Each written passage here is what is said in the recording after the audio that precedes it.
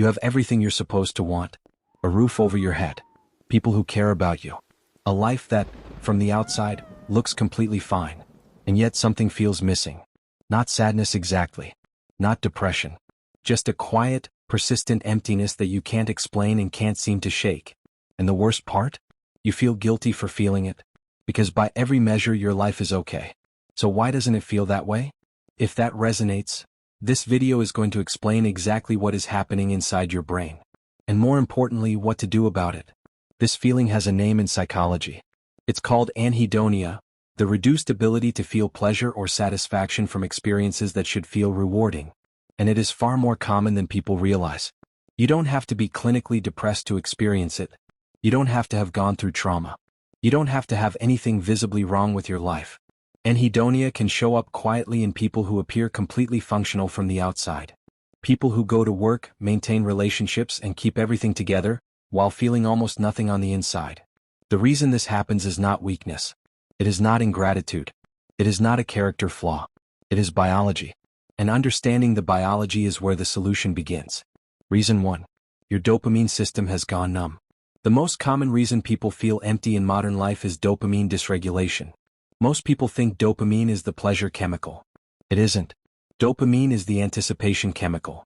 It is what your brain releases when it expects a reward, not when it receives one. And here is the problem. Modern life floods your dopamine system constantly.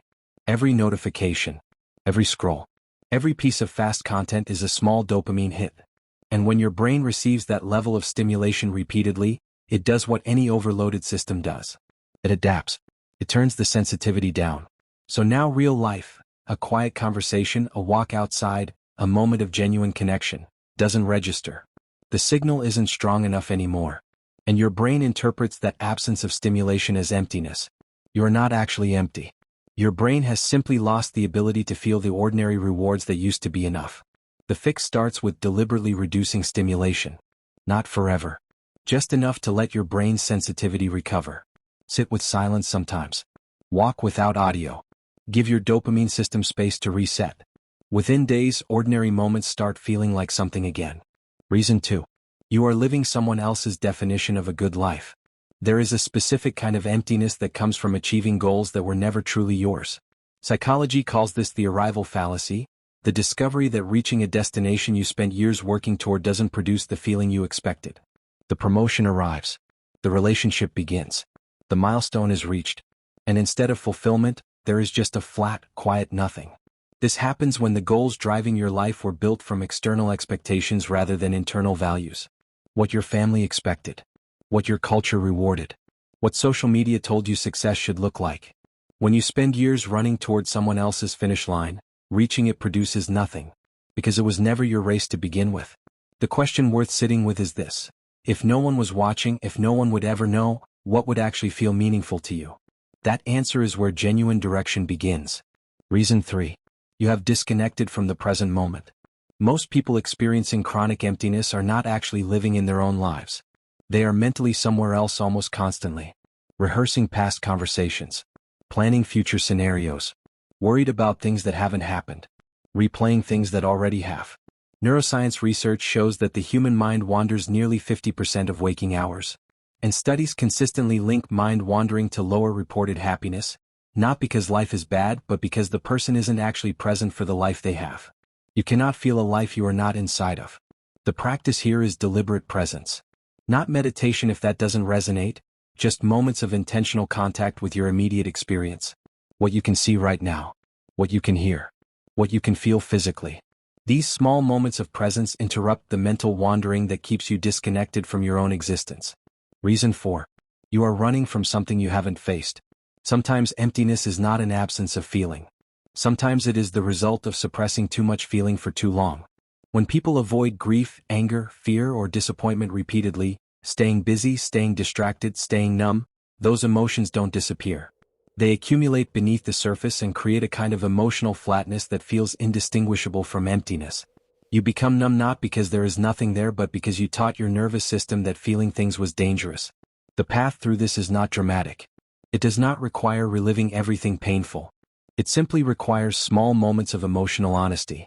Acknowledging what is actually there beneath the surface. Naming it without judgment.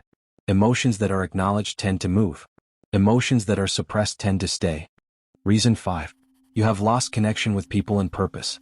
The Harvard study of adult development, the longest study of human happiness ever conducted, found that two things predict emotional fullness above everything else: the quality of your relationships, and a sense of purpose larger than daily routine.